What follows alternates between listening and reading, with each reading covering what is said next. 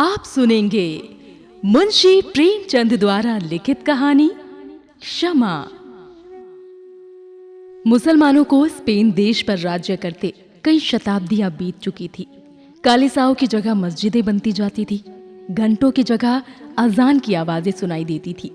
गरनाता और अलहमरा में वे समय की नश्वर गति पर हंसने वाले प्रसाद बन चुके थे, जिनके खंडर अब तक देखने वालों को अपने पूर्व ऐश्वर्य की झलक दिखाते थे।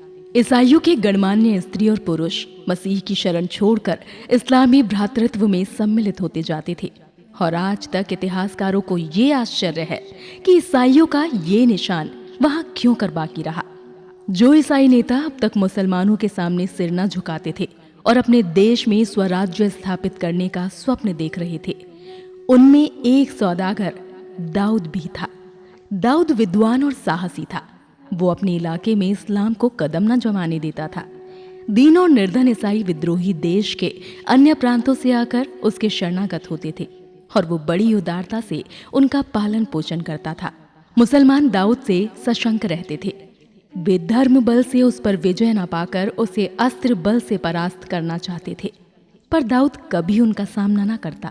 हाँ, जहां कहीं ईसाइयों के मुसलमान होने की खबर पाता, हवा की तरह पहुंच जाता और तर्क या विनय से उन्हें अपने धर्म पर अचल रहने की प्रेरणा देता।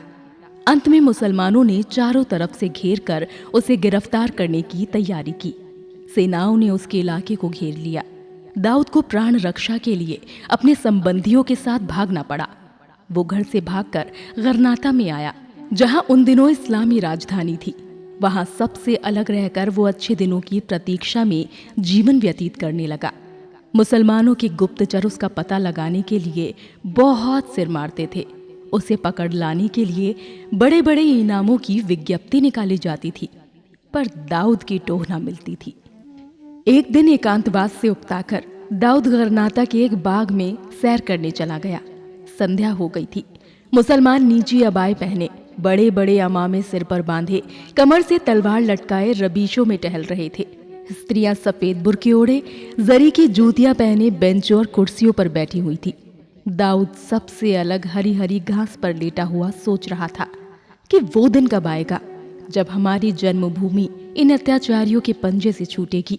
वो अतीत काल की कल्पना कर रहा था, जब ईसाई स्त्री और पुरुष इन रबीशों में टहलते होंगे, जब ये स्थान ईसाइयों के परस्पर वाग विलास से गुलजार होगा। सहसा एक मुसलमान युवक आकर दाऊद के पास बैठ गया। वो उसे सिर से पांव तक अपमान सूचक दृष्टि से देखकर बोला, क्या अभी तक तुम्हारा हृदय इस्लाम की ज्योति से प्रकाशित नहीं हुआ? दाऊद ने गंभीर भाव से कहा, इस्लाम की ज्योति पर्वत श्रृंगों को प्रकाशित कर सकती है, अंधेरी घाटियों में उसका प्रवेश नहीं हो सकता। उस मुसलमान अरब का नाम जमाल था। ये आपेक्ष सुनकर तीखे स्वर में बोला, इससे तुम्हारा क्या मतलब है? दाऊद, इससे मेरा मतलब यही है कि ईसाइयों में जो लोग उच्च श्रेणी के हैं, वे जागीरों और राज्याधिकारियों के लोभ में आकर तथा राजदंड के भय से इस्लाम की शरण में आ सकते हैं, पर दुर्बल और दीन ईसाइयों के लिए इस्लाम में वो आसमान की बादशाहत कहाँ है जो हजरत मसीह के दामन में उन्हें नसीब होगी। इस्लाम का प्रचार तलवार के बल से हुआ है, सेवा के बल से नहीं। जमाल अपने धर्म का अपमान सुनकर तिलमिला उठा। गर्म होकर बोला, यह सर्वथा मिथ्या है। इस्लाम की शक्ति उसका आंतरिक भ्रातृत्व और साम्य है, तलवार नहीं। दाऊद, इस्लाम ने धर्म के नाम पर जितना रक्त बहाया है, उसमें उसकी सारी मस्जिदें डूब जाएंगी। जमाल, तलवार ने सदा सत्य की रक्षा की है। दाऊद ने अविचलित भाव से कहा, जिसको तलवार का आश्रय लेना पड़े वो सत्य ही नहीं। जमाल जातीय गर्व से उन्मुक्त होकर बोला, जब तक मिथ्या के भक्त रहेंगे तब तक तलवार की जरूरत भी रहेगी। दाऊद, तलवार का मुंह ताकने वाला सत्य ही मिथ्या है। जमाल ने तलवार के कब्जे पर हाथ रखकर कहा, खुदा की कसम, अगर तुम निहत्थे ना होते तो तुम्हें इस्लाम की तौहीन करने का मजा चखा देता। दाऊद ने अपनी छाती में छिपाई हुई कटार निकालकर कहा, नहीं, मैं निहत्था नहीं हूं। मुसलमानों पर जिस दिन इतना विश्वास करूंगा उस दिन ईसाई ना रहूंगा। तुम अपने दिल के अरमान निकाल लो।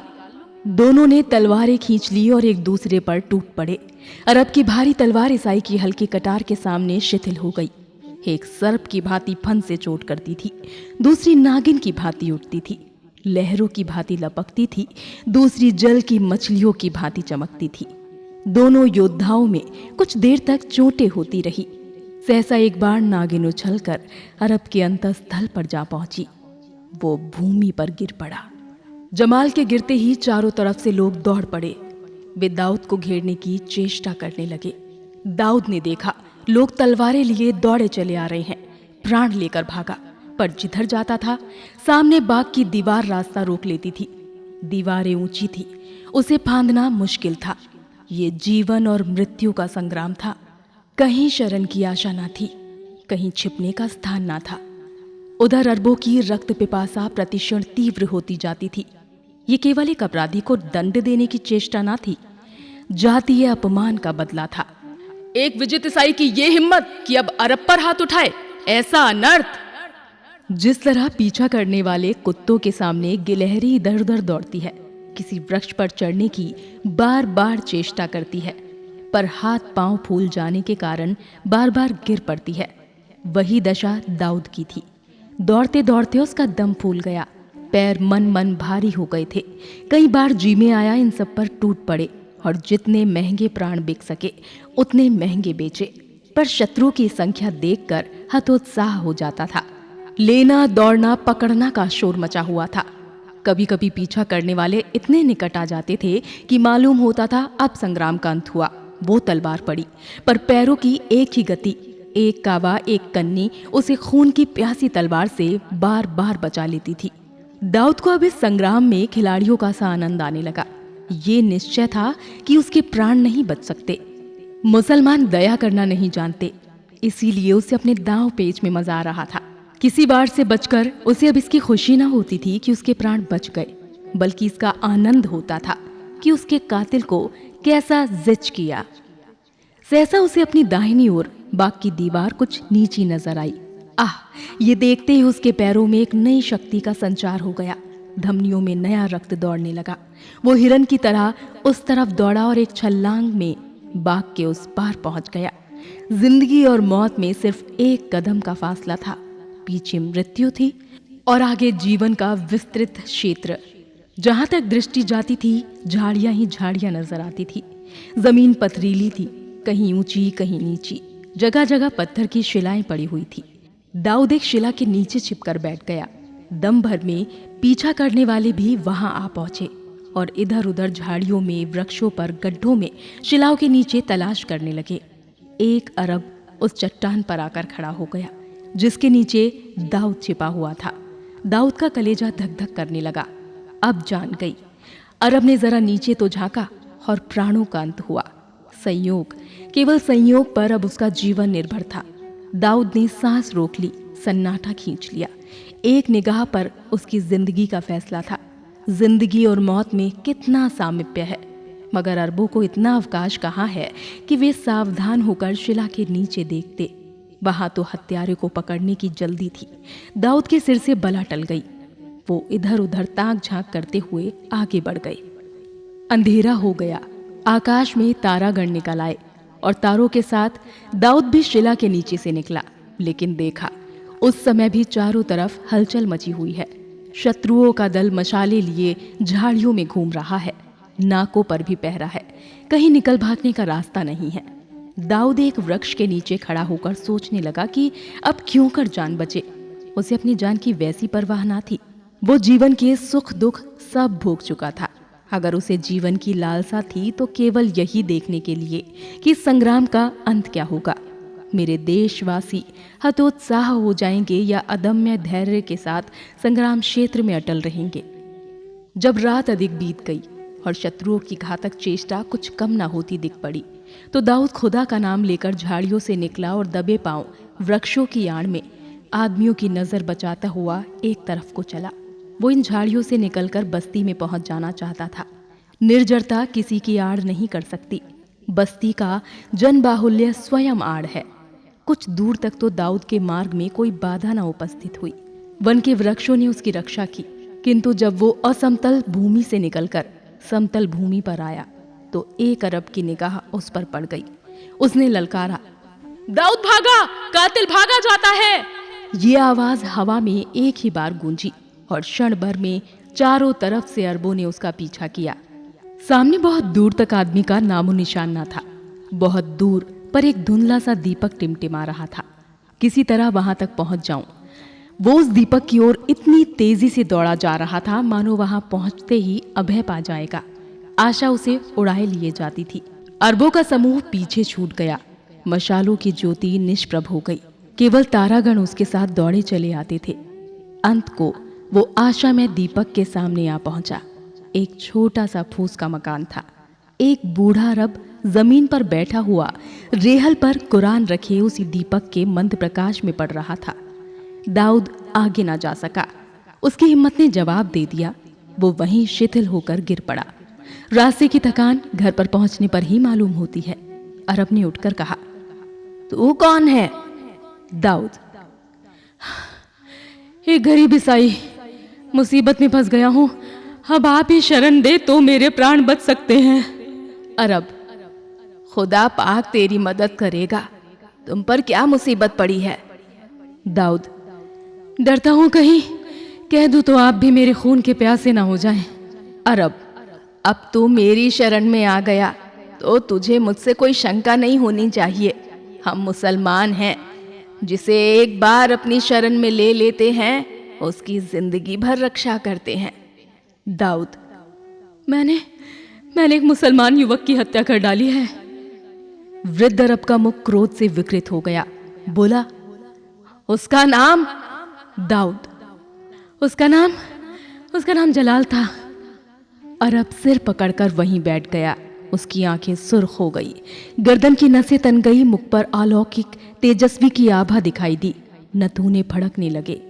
ऐसा मालूम होता था कि उसके मन में भीषण द्वंद्व हो रहा है और वो समस्त विचार शक्ति से अपने मनोभावों को दबा रहा है। 2-3 मिनट तक वो इसी उग्र अवस्था में बैठा धरती की ओर ताकता रहा। अंत में अवरुद्ध कंठ से बोला, नहीं, शरणागत की रक्षा करनी ही पड़ेगी। आह जालिम, तू जानता है मैं कौन हूं? मैं उसी युवक का अभागा पिता हूं जिसकी आज तूने इतनी निर्दयता से हत्या की है। तू जानता है तूने मुझ पर कितना बड़ा अत्याचार किया है। तूने मेरे खानदान का निशान मिटा दिया है। मेरा चिराग गुल कर दिया। आह जमाल मेरा इकलौता बेटा था। मेरी सारी अभिलाषाएं उसी पर निर्भर थी।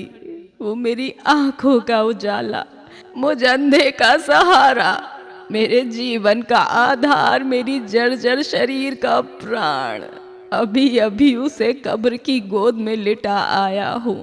आह मेरा शेर आज खाक के नीचे सो रहा है। ऐसा दिलेर, ऐसा दीनदार, ऐसा सजीला जवान मेरी कौम में दूसरा ना था। जालिम, तुझे उस पर तलवार चलाते जरा भी दया ना आई। तेरा पत्थर का कलेजा जरा भी ना पसीजा। तू जानता है मुझे इस वक्त तुझ पर कितना गुस्सा आ रहा है। मेरा जी चाहता है कि अपने दोनों हाथों से तेरी गर्दन पकड़कर इस तरह दबाऊं कि तेरी जबान बाहर निकल आए, तेरी आंखें कौड़ियों की तरह बाहर निकल पड़े। पर नहीं, तूने मेरी शरण ली है। कर्तव्य मेरे हाथों को बांधे हुए है, क्योंकि हमारे रसूल पाक ने हिदायत की है कि जो अपनी पनाह में आए उस पर हाथ ना उठाओ। मैं नहीं चाहता कि नबी के हुक्म को तोड़कर दुनिया के साथ अपनी आखिरत को बिगाड़ लूं। दुनिया तूने बिगाड़ी, दीन अपने हाथों बिगाड़ूं। नहीं, सब्र करना मुश्किल है, पर सब्र करूंगा ताकि नबी के सामने आंखें नीची ना करनी पड़े। आ घर में आ, तेरा पीछा करने वाले दौड़े आ रहे हैं। तुझे देख लेंगे तो फिर मेरी सारी मिन्नत समाजत तेरी जान ना बचा सकेगी। तू नहीं जानता कि अरब लोग खून कभी माफ नहीं करते। ये कहकर अरब ने दाऊद का हाथ पकड़ लिया और उसे घर में ले जाकर एक कोठरी में छिपा दिया। वो घर से बाहर निकला ही था कि अरबों का एक दल द्वार पर आ पहुंचा। एक आदमी ने पूछा, क्यों शेख हसन, तुमने इधर से किसी को भागते देखा है? हाँ देखा है। उसे पकड़ क्यों नहीं लिया? वही तो जमाल का कातिल था। ये जानकर भी मैंने उसे छोड़ दिया। ए गजब खुदा का, ये तुमने क्या किया?